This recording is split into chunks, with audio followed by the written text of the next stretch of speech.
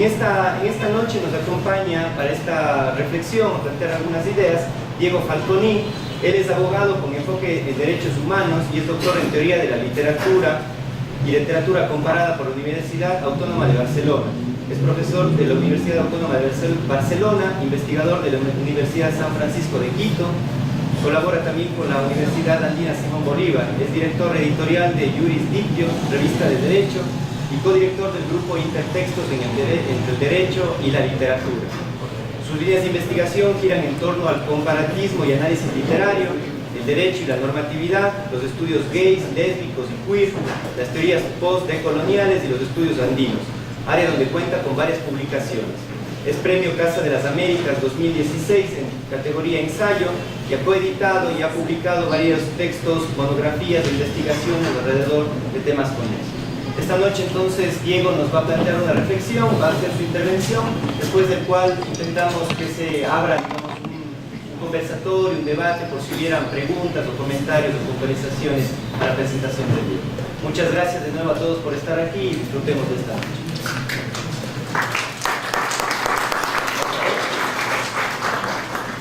Bueno, ¿sí se escucha? Mejor alzo de voz, perfecto.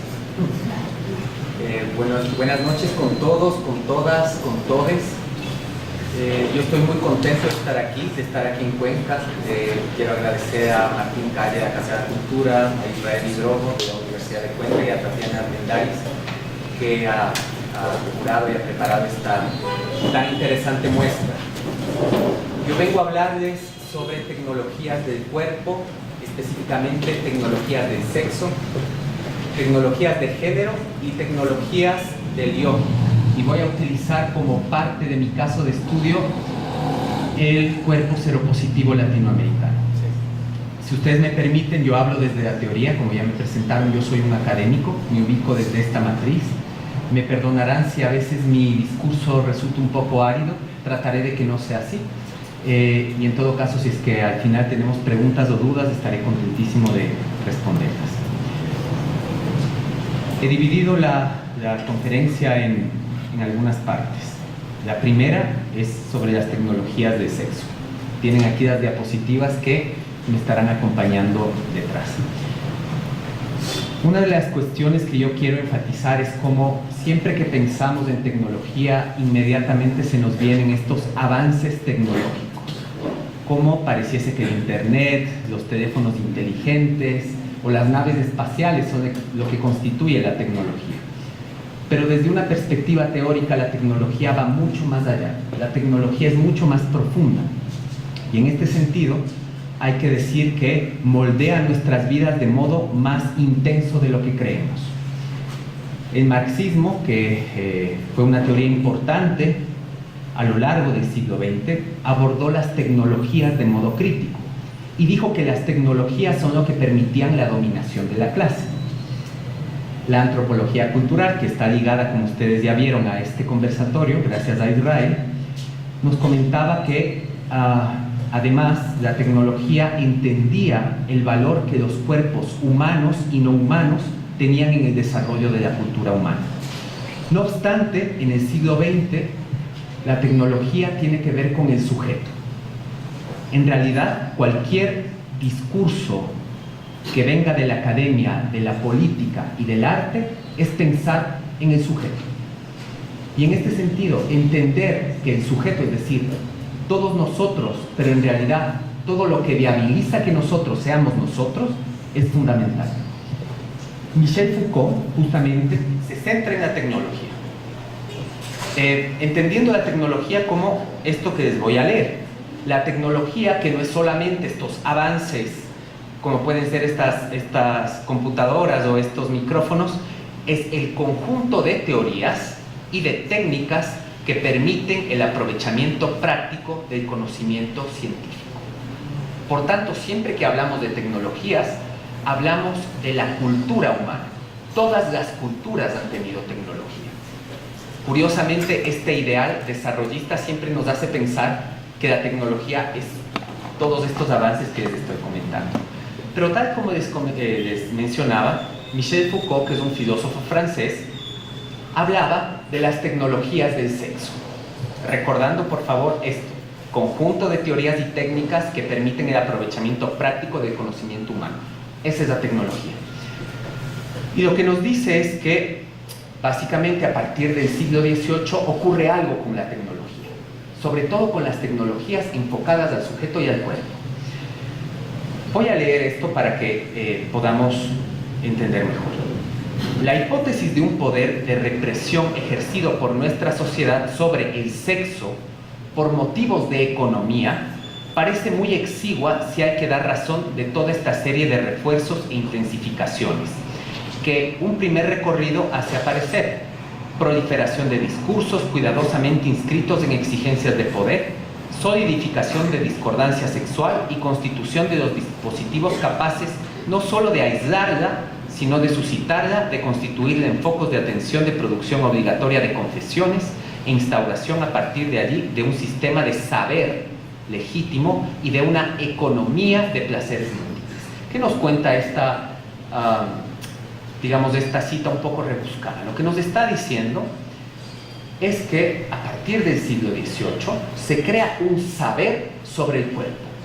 Pero no es cualquier saber sobre el cuerpo. El saber sobre el cuerpo siempre ha existido, por ejemplo, a través de la medicina. Es un saber muy meticuloso respecto a la sexualidad. En el siglo XIX, por ejemplo, empiezan toda una serie de categorizaciones posibilitadas por la técnica y la tecnología que dan cuenta de cómo tienen que constituirse nuestros cuerpos. Michel Foucault, por ejemplo, toma 4 casos de estudio que dan cuenta de cómo las tecnologías van moldeando nuestros cuerpos. Por ejemplo, se habla de la sexualización de los niños, la sexualización del cuerpo femenino, el control de la procreación, la transformación del comportamiento sexual anómalo como perverso y psiquiátrico. Siempre que yo hablo de estos temas, por ejemplo, saco a colación la homosexualidad. Anteriormente, lo que se conoce como homosexualidad tuvo varios nombres. Para los griegos, la homosexualidad, por ejemplo, era una forma de relación. No tenía nada de pecaminoso, no tenía nada de malo. De hecho, era parte de la pedagogía académica. Era una enseñanza entre maestro y alumno. Estoy hablando de la homosexualidad masculina porque existía un patriarcado en Grecia. No obstante, luego, por una serie de procesos, esto fue cambiando. La homosexualidad, sobre todo por injerencia de la religión católica, que se hace universal en el Imperio Romano, por eso católica literalmente significa universal, es la religión oficial del Imperio Romano. Ustedes saben que existe toda esta mitología de Sodoma y de Gomorra y aparece este sujeto que es el sodomita. Es decir, de pasar a ser un modo de relación entre personas se convierte en un pecado. Un pecado que además hay que combatir, a tal punto que hubo que carbonizar a los sodomitas. En este sentido, si vamos avanzando a lo largo de la historia, llegamos al siglo XIX, donde aparece esta palabra homosexualidad.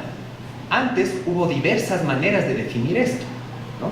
Y diferentes culturas, como los Mushes en México o los Chacó en Tailandia, no la definían como un pecado o una enfermedad. No obstante, la tecnología que se genera en el siglo XIX, que busca controlar los cuerpos, que busca decir, este cuerpo es esto y este cuerpo es esto otro, nos dice la homosexualidad es una enfermedad que debe curarse. E inmediatamente el derecho dice, además de una enfermedad, es un delito que hay que castigarse. A tal punto que hasta 1990 la homosexualidad fue una enfermedad en el catálogo de enfermedades de la Organización Mundial de la Salud. No hubiese podido gestarse todo esto sobre la homosexualidad si no hubiera sido posible, por la tecnología. Por eso Foucault dice, cuidado con pensar que la tecnología es solamente el teléfono celular o la computadora. Las tecnologías son todos esos saberes que reprimen el cuerpo. Hubo un sacerdote muy interesante en el siglo XVIII, Baruch Spinoza, un teórico, un filósofo, que decía lo siguiente, siendo sacerdote: todavía nadie sabe lo que puede un cuerpo, porque todos nuestros cuerpos son posibilidades. De hecho, él aventuraba esta frase para decir: yo no me aventuro a saber qué puede un cuerpo. Y lo que hacemos los seres humanos es disciplinar esos cuerpos y decir: estos cuerpos tienen que ir por allí. Y la tecnología del sexo posibilita justamente decir: este cuerpo es esto. Este cuerpo de un niño intersex, por ejemplo, un niño que nace con dos sexos, con los dos órganos sexuales, es un cuerpo anormal. Y por tanto, los padres, cuando nace ese bebé, a través de la medicina, tienen que escoger si es hombre o si es mujer. Independientemente de lo que ese niño quiera, quizá en el futuro quiere ser una niña, quisiera ser un niño, o quisiera quedarse con los dos órganos sexuales. Pero la tecnología, entendida como una serie de discursos que van moldeando el cuerpo, modifican ese cuerpo que tiene muchas posibilidades. Por tanto, ¿se acuerdan esa definición de tecnología? Foucault dice: no pensemos solo en tecnología, pensemos en tecnologías del sexo, definidas como un conjunto de teorías y de técnicas que permiten el aprovechamiento práctico del conocimiento científico sobre los cuerpos desde la sexualidad. Curiosamente, este saber que se gesta en el siglo XIX dice: vamos a hablar de sexo desde un discurso médico para que nadie más hable de sexo. Es decir, el sexo se convierte en un patrimonio del discurso médico, y el discurso médico va diciendo: esta persona es anormal, esta persona es una histérica, esta persona es un hermafrodita, y surge una serie de clasificaciones que tienen repercusiones directas sobre nuestros cuerpos, sobre nuestras vidas y sobre nuestros derechos. Por tanto, para Michel Foucault, lo importante era entender las tecnologías de la sexualidad como mecanismo que reprime al sujeto, y solamente entendiendo esos mecanismos, esas tecnologías de la sexualidad, era posible liberar a ciertos sujetos, por ejemplo, mujeres que no decidían tener una familia nuclear, que fueron denominadas histéricas, hombres que fueron homosexuales o que fueron bisexuales, mujeres que, por ejemplo, eran trans. Eso que estamos viendo ahora con tanta efervescencia en los movimientos LGBT. Esta es la primera parte. Pensar que las tecnologías no son solo el teléfono celular, sino que son todos estos discursos que tienen una técnica y que influyen sobre nuestra sexualidad y la constitución de nuestros cuerpos. La segunda parte es pensar en un concepto que se deriva de esto, que es las tecnologías de género. Las tecnologías de género es un concepto desarrollado por esta teórica, es una teórica feminista que se llama Teresa de Lauretis. Ella es una italiana que luego migró a Estados Unidos y se quedó allí.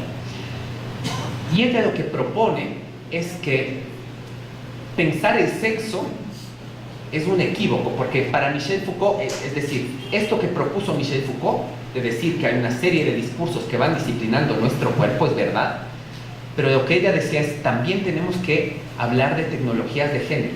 El género, recordemos, es la construcción social del cuerpo, que se nos va diciendo justamente desde que somos pequeñitos: tú, mujer, tienes que ser mamá, tener pelo largo, tener hijos.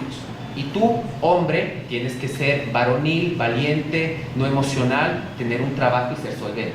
Esas son las construcciones de género. Para Teresa de Lauretis, hablar de las tecnologías de la sexualidad implica también hablar de las tecnologías de género.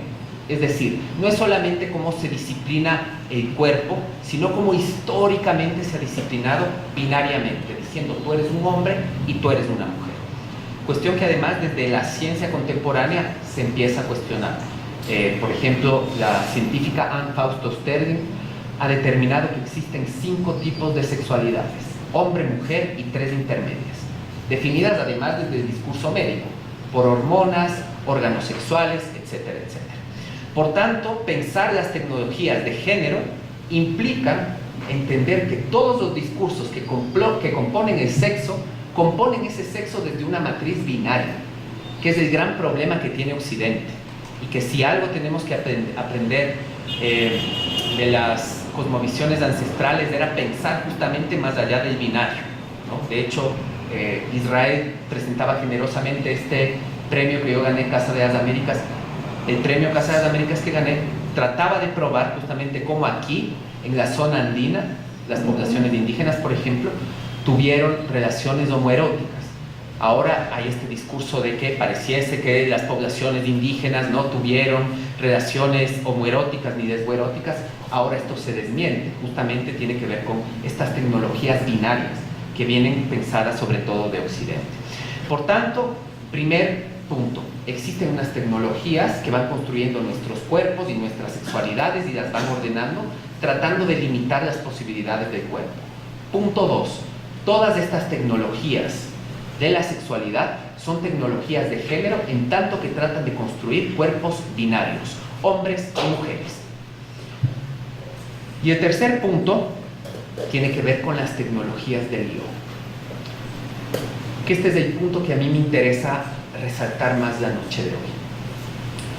Les hablé de Michel Foucault, que cuando siempre hablamos de los académicos, las académicas, nos olvidamos de que son cuerpos. Decimos San Agustín, Santo Tomás, Descartes, todos ellos fueron cuerpos, todos ellos habitaron el mundo a través de un cuerpo y todos esos cuerpos encarnaron justamente una subjetividad. Michel Foucault, además de ser un gran pensador, fue él mismo un homosexual y al mismo tiempo fue un homosexual que se contagió de VIH y que murió por implicaciones de SIDA. Por tanto, su teorización respecto, porque se acuerdan que les dije, lo que le interesaba a Foucault es pensar cómo emancipar al cuerpo. Cómo decir, hay una serie de personas que han tenido una vida indigna históricamente, que han tenido una mala representación jurídica, política, literaria. ¿Cómo hacemos que esas poblaciones se emancipen? ¿No? Finalmente, los seres humanos tenemos una ética en teoría, ¿verdad? Y teóricamente la ética lo que hace es vincular nuestra humanidad. ¿Cómo hacemos justamente que esos sujetos, que esos cuerpos que han sido considerados enfermos, anormales, pervertidos, tengan un espacio social digno, una representación, una subjetividad digna? Es curioso, les cuento esto porque justamente Michel Foucault entendió en su propia vida que él era una persona sexualizada por las tecnologías y sexogenerizada por las teorías. Les digo esto porque además piensen que hay investigaciones contradictorias, pero cuando aparecen los estudios de VIH-Sida, parece que el SIDA ha estado con nosotros mucho más tiempo de que creemos, desde los años 40 en África. Sin embargo, solamente se hizo viral, utilizando este término contemporáneo, cuando una serie de hombres blancos, sobre todo, y de Europa empiezan a morir. Lo que quiero decir es que las vidas de las personas de África, las personas negras, contaban menos, al parecer, ¿no? Y por eso no teníamos esa sensibilidad. Cuando se desata justamente el discurso del SIDA en Estados Unidos, es un discurso moral. En esa época gobernaban Ronald Reagan y Margaret Thatcher. Y lo que dicen esos políticos, similares a lo que pasa con Trump hoy en día, es: este es el cáncer rosa, este es el castigo para los homosexuales. Y no solo para los homosexuales, porque había 4 H que eran el grupo vulnerable del VIH-Sida, que eran los heroinómanos, que utilizaban inyecciones, los hemofílicos, que eran personas que necesitaban transfusiones de sangre, los homosexuales y los haitianos, que eran los migrantes más pobres que llegaban a Estados Unidos. Dentro de esta categoría, que tiene que ver con tecnologías del sexo también y con construcción del género, estaba este pensador, este gran pensador que es Michel Foucault. Por tanto, ni su teorización tan sofisticada se puede deshacer de la realidad material del cuerpo. Y les digo esto porque Michel Foucault, como les digo, hace toda esta reflexión de estos discursos que construyen el cuerpo y que intentan emanciparlo. Él intenta conocer la tecnología, es decir, todos estos métodos que viabilizan que un cuerpo sea un cuerpo en la sociedad. Pero cuando empieza a sospechar que estaba contagiado de SIDA, cambia su discurso radicalmente. Los 2 últimos libros que él elabora tienen que ver con otra reflexión de la tecnología, que es la tecnología del yo. Es decir, frente a todos estos discursos del saber médico, frente a todos estos discursos del saber occidental que se ubican en las universidades, porque la antropología, la sociología, el derecho, la historia, se encargaron de decir la homosexualidad es anormal, las mujeres son inferiores. Frente a esto, desde luego que hay que hacer una denuncia de lo que está sucediendo y un posicionamiento crítico, pero también hay que tener otro posicionamiento, que este es el que me interesa que se quede también hoy en sus cabezas y sus corazones y que lo mediten. Michel Foucault dice en Tecnologías del Yo, que es este libro donde les comento, él ya sospecha que tiene VIH-Sida. Las prohibiciones sexuales están continuamente relacionadas con la obligación de decir la verdad sobre sí mismo. Me quiero centrar justamente en este término que pareciese que conocemos tan bien, pero que no conocemos, que es verdad. ¿Qué es la verdad? Etimológicamente, la verdad, veritas, es justamente aquello que no está oculto. Esa es la verdad. No tiene que ver con ese conocimiento científico que se desarrolla en la universidad. Tiene que ver con el conocimiento que no está oculto.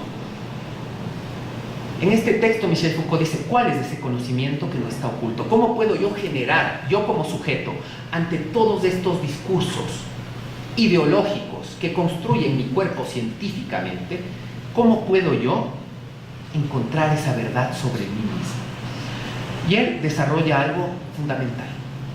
Porque si ustedes van a la universidad y preguntan en el primer año de filosofía qué es lo que están buscando los estudiantes de filosofía, van a decir conocer la verdad, conocer el mundo, conocerme a mí mismo, a mí misma, a mí mismo. No obstante, este paradigma que está en nuestras cabezas de conocer la verdad no siempre ha sido parte, al menos, de la tradición filosófica occidental. Michel Foucault, que hace un estudio genealógico, es decir, que hace un estudio histórico de la filosofía. Si hoy pensamos como pensamos, y por ejemplo la gente de Cuenca habla como habla, es porque hubo una serie de pasos históricos para que la gente de Cuenca hable como habla hoy. Diferente a la gente de Quito, diferente a la gente de Barcelona. Eso es hacer un estudio genealógico, es como hacer un árbol familiar de quiénes somos nosotros y cómo se constituyen los lenguajes de nuestros cuerpos. Por tanto, él hace ese estudio sobre la filosofía y dice, no siempre la filosofía intentó conocerse a uno mismo como principio fundamental. Hubo una época, sobre todo en la época presocrática y en otras épocas discontinuas grecolatinas, donde lo importante era, el principio filosófico era cuidarte a ti mismo. Es decir, no conocer, sino cuidar. Pensar esto desde una perspectiva crítica, teórica, contemporánea, implica decir, ¿estamos cuidando de nosotros mismos en la universidad, en los espacios artísticos, en los espacios políticos, o estamos conociéndonos a nosotros mismos? Esta pregunta es radical, llega a la profundidad misma de toda la existencia humana. Y voy a leerles un poquito de cuidado de sí, porque el cuidado de sí no es un presupuesto filosófico que no tenga que ver con el cuerpo. Porque ustedes recuerden, por ejemplo, lo que decía San Agustín, recuerden lo que decía Descartes, el cuerpo no es importante, es la mente, es el espíritu lo que nos importa. No obstante, para Foucault, el cuerpo es lo importante. No se puede hacer filosofía, según él, sin pensar en el cuerpo. Porque el cuerpo es lo único que nos permite ser en el mundo. No somos almas, no somos entes fantasmas que vamos deambulando por aquí. Somos cuerpo. Y él dice, el cuidado de sí consiste en el conocimiento de sí. El conocerse a sí mismo se convierte en el objeto de la búsqueda del cuidado de sí. La ocupación consigo mismo y las actividades políticas están relacionadas. El cuidado de sí no es otro tipo de pedagogía. Se ha convertido en un cuidado médico permanente. El cuidado médico permanente es uno de los rasgos centrales del cuidado de sí. Esta es la frase más poderosa. Uno debe convertirse en el médico de sí mismo. Pensar en estas tecnologías del yo es entender cómo esos saberes también son saberes nuestros. No son saberes que podemos hipotecar a una universidad, a un estudio científico o a el fundador de Facebook. Esos saberes tecnológicos dependen de nosotros mismos. Y la tecnología, como cualquier tecnología, es una herramienta que podemos utilizar también. Es decir, la tecnología, a la vez que moldea los cuerpos, nos puede servir a nosotros cuerpos para moldear nuestros propios cuerpos como querramos que sean. Esto finalmente es algo importante, que yo les insto a que hagamos esto, sobre todo en esta era digital. Nunca, porque claro, hay este falso chisme que circula de que ahora en las redes sociales nos hemos vuelto unos incultos, no leemos, no escribimos. Falso. Nunca en la historia de la humanidad hemos leído y hemos escrito tanto como hoy en día. La persona promedio sabe lo mismo que la persona más sabia del Renacimiento.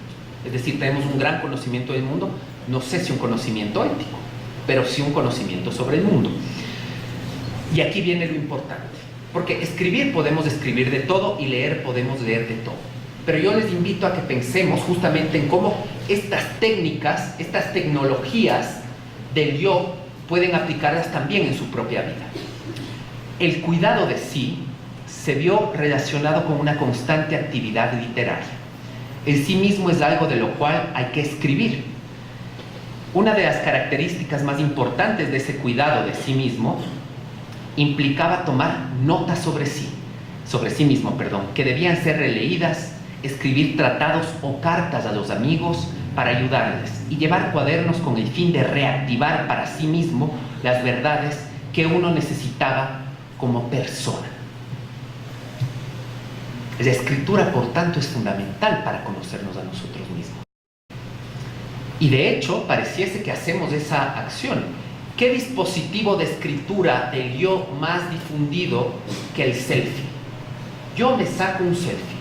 Yo describo, de cierto modo estoy escribiendo mi propia realidad. Pero en realidad, ¿es el selfie una representación cuidadosa de uno mismo? ¿O lo que queremos es exhibirnos? Mostrar el capital económico que tenemos, cuánto viajamos, qué bonito que nos vestimos. ¿Es eso conocer o es eso cuidar?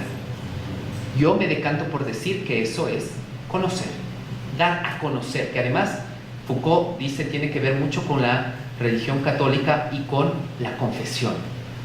Yo me conozco a mí mismo y yo declaro que yo me conozco a mí mismo y que existe un saber normado. Un poco es una confesión, de cierto modo, tomarse una selfie. Es otra escritura la que propone Michel Foucault. Es una escritura íntima, es una escritura meticulosa.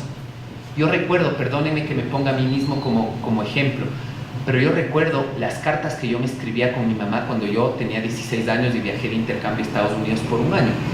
Cartas que yo hacía con una profunda dedicación, con un profundo empeño, donde además tenía que ordenar mis ideas porque no había computadora ni correo electrónico en esa época, donde tenía que ordenar mis ideas y donde yo contaba lo más íntimo a esa persona que era mi madre.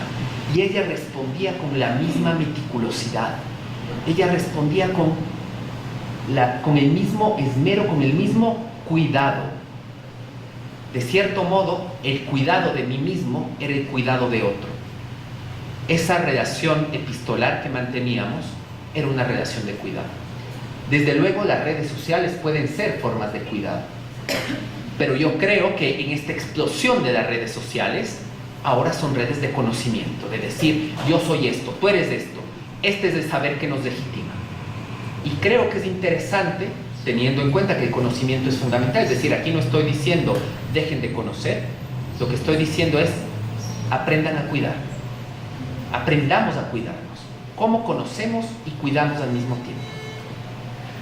Porque además, yo me pongo a pensar, Michel Foucault era un cuerpo, Michel Foucault era un cuerpo homosexual, Michel Foucault era un cuerpo seropositivo. ¿Quién cuidaba a Michel Foucault después de escribir todos estos tratados fantásticos de filosofía, de conocimiento?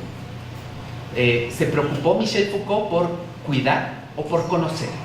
yo creo que en casi toda su producción se ocupó en conocer y de algún modo medio militante en cuidar, pero luego cuando ya ve su cuerpo afectado dice: pensemos en el cuidado del cuerpo como fundamental, devolvamos la agencia a la persona para que esos discursos tecnológicos también nos pertenezcan. Para aterrizar este caso, y digamos con esto ya termino, porque ustedes saben que a veces el arte habla mucho mejor que la filosofía y que el discurso, yo les he traído textos literarios y también un par de performances para entender el cuidado y el conocimiento, porque como les digo, no es que están separadas, no es que se puede decir el cuidado es esto, el conocimiento es esto. Sí que hay que decir que hay matrices estructurales y que desgraciadamente pensamos que solamente hay que conocer y nos olvidamos de cuidar. La invitación es a pensar el conocimiento y el cuidado como imbricados y cómo estos pueden producir o cómo pueden ser productivos para nuestras propias vidas.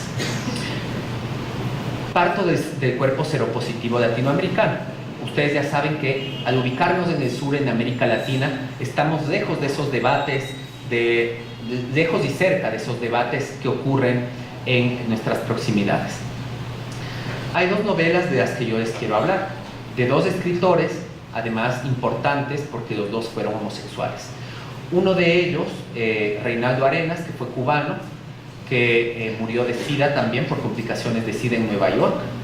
Y el otro, que es Fernando Vallejo, también escritor homosexual, que ahora vive en México, que nació en Colombia. Empecemos con Fernando Vallejo. No sé si alguien ha leído a Fernando Vallejo. Hay una película que derivó de una de sus novelas más famosas, que es La Virgen de los Sicarios. Fernando Vallejo construye un universo literario despreciable. Él es racista, él es clasista, él es machista, él es homofóbico, él odia a los colombianos, él odia a los mexicanos, él odia a su mamá, él odia a sus hermanos, él odia a todo el mundo. Hay tres entes a los que el personaje Fernando, que es autoficcional, tiene cierto cariño. Su perrita, la brujita, su abuela y su hermano Darío, que al igual que él era homosexual. Y la novela, El Desbarrancadero, es una novela muy particular. Todas el resto de novelas de Fernando Vallejo son novelas donde se encarga de decir los negros son malos, los indios son malos, los mexicanos son malos, el mundo es horrible, pero en El Desbarrancadero sí tiene un poco estos arranques, pero es una novela de cuidado. Él regresa a Colombia después de haberse exiliado para cuidar de su hermano que tiene VIH-Sida. Y me parece que justamente, a pesar de que Vallejo tiene esta idea de conocer, porque él solo conoce, a él no le interesa cuidar ni cuidarse, a él le interesa entender el mundo e ir creando estereotipos. Pero en El Desbarrancadero, él cambia un poco su itinerario. Y dice esto: 4 años han pasado desde el análisis, entendida como las pruebas de VIH. Ustedes saben que para saber si alguien tiene VIH tienen que hacerle una prueba sanguínea. Y en este caso los hermanos que se llevaban también se hicieron el examen de SIDA al mismo tiempo. Y dice: 4 años han pasado desde el análisis y henos ahora aquí, en este jardín, en esta casa, en la placidez de esta hamaca, rememorando, echándole cabeza a ver quién lo pudo contagiar, por el muy humano deseo de saber quién fue el que te mató. Los dos hermanos, además estamos en los años 90, hoy por ejemplo la seropositividad, si alguien vive con VIH-Sida ni siquiera se le denomina a esa persona como un enfermo, es una persona que vive con una realidad distinta, es decir, es como una persona que tiene una diabetes. Ahora está controlada, existen pastillas, existen tratamientos. Se puede llevar una vida normal, aunque esto de la vida normal a mí siempre me inquieta, que es una vida normal, pero se puede llevar una vida. Pero en los años 90, el VIH-Sida, además de ser una vergüenza, era una muerte segura. No se sabía si era por las diferentes enfermedades que atacaban el cuerpo o si por los medicamentos que eran tan mortíferos como la propia enfermedad. Había un cóctel de 20 pastillas, más o menos, para las personas. Imagínense, si uno se toma un antibiótico, queda medio mareado, 20 pastillas retrovirales que lo que hacen es bombardear tu cuerpo. En esta escena que les comento, a mí me encanta esa recreación de la hamaca como espacio. Además, la hamaca como espacio latino, ¿no? Yo vivo en Barcelona, ahí no hay hamacas, pero aquí sí hay hamacas. Y la hamaca obliga a que los cuerpos estén pegaditos, obliga a que los cuerpos estén uno junto al otro, a diferencia de la silla, porque aquí en la silla están junto al otro, pero cada quien tiene su autonomía. Pero en la hamaca estás apachurrado. Y de cierto modo, este apachurramiento entre los hermanos dice: aquí yo quiero contar algo distinto. Aquí yo no quiero conocer el SIDA, porque además dice: hablemos de quién te contagió, pero no hablemos para saber, hablemos para cuidar. Pasemos a otra diapositiva. Hay un momento precioso justamente cuando ellos se hacen el examen para sacarse la sangre. Después de que se hacen el examen, van a ese momento iniciático, ritual, donde a la persona le dicen: ¿eres seropositivo o no eres seropositivo? Que existe hasta la actualidad. Y los hermanos van juntos nuevamente a recoger el examen, y esto es lo que dice: en ese momento le pedí a Dios que el laboratorista se hubiera equivocado, que hubiera confundido los frascos y que el resultado fuera al revés, el mío positivo y el suyo negativo. Es decir, el saber médico que viene simbolizado en este sobre que te entregan y te dice: tú eres seropositivo, tienes VIH, tienes SIDA, eres enfermo, es contrarrestado por el hermano y dice: yo quisiera que fuese al revés. Es decir, ese cuidado médico, esas tecnologías de la sexualidad, tecnologías del género, son contrarrestadas por unas tecnologías de Dios que dicen: entendamos cómo gestionar esto, dialoguemos, seamos meticulosos respecto a este cuidado. Y creo que aquí se evidencia esto de mejor manera. Dice el narrador Fernando: aquí tengo en la computadora del Coconut archivado todo tu expediente, el sumario.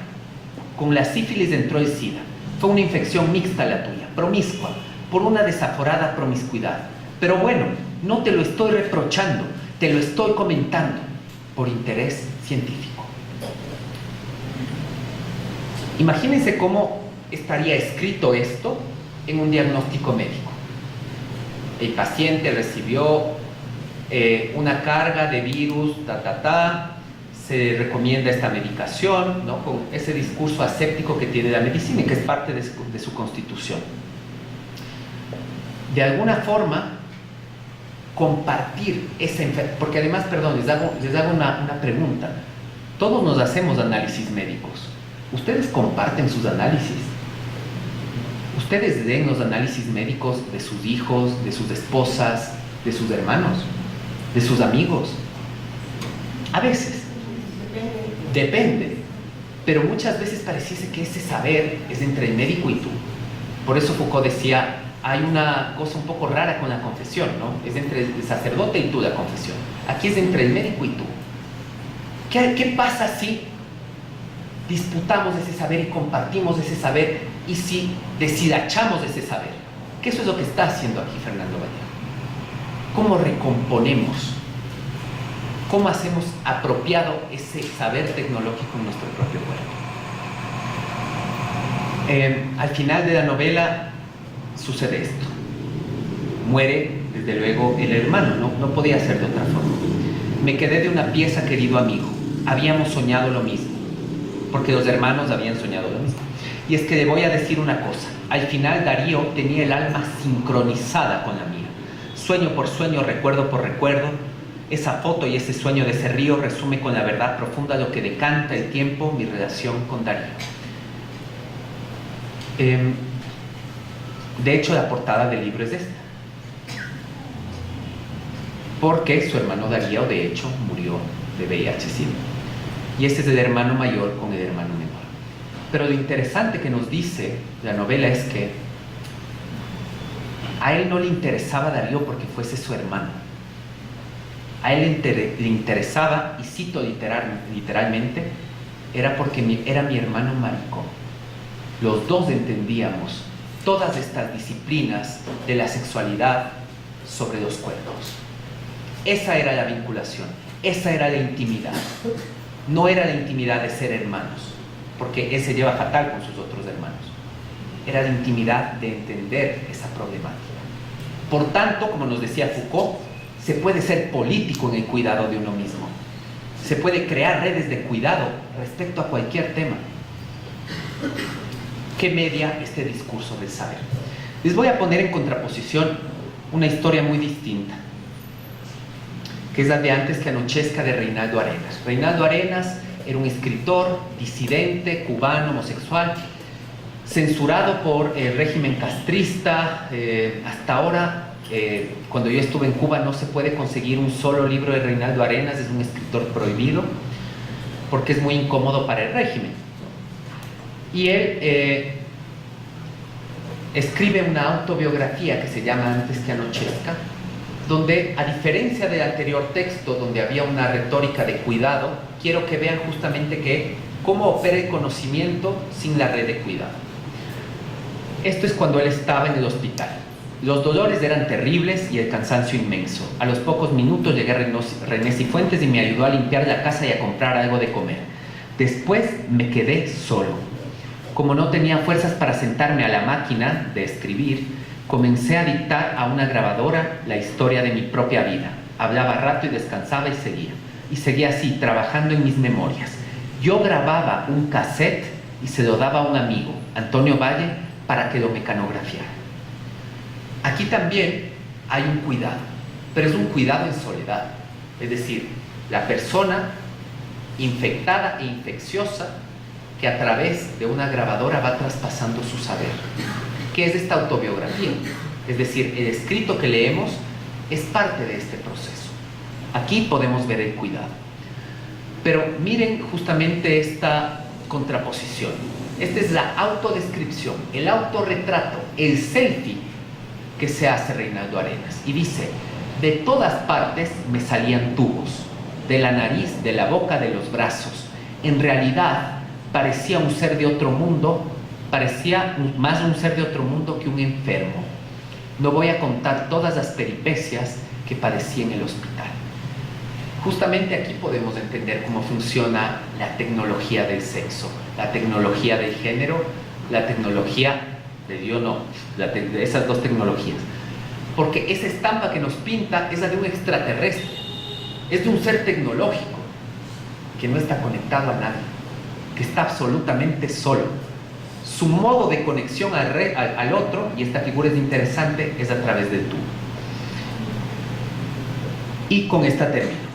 En 1985 murieron dos de mis grandes amigos. Emir Rodríguez Monegal, la persona que mejor había interpretado todos mis libros, y José Ronet, junto con quien yo había emprendido enormes aventuras nocturnas. Emir murió de un cáncer fulminante. Jorge murió de SIDA, la plaga que hasta ese momento tenía solamente para mí connotaciones remotas por una especie de rumor insoslayable. Se convertía ahora en algo cierto, palpable, evidente.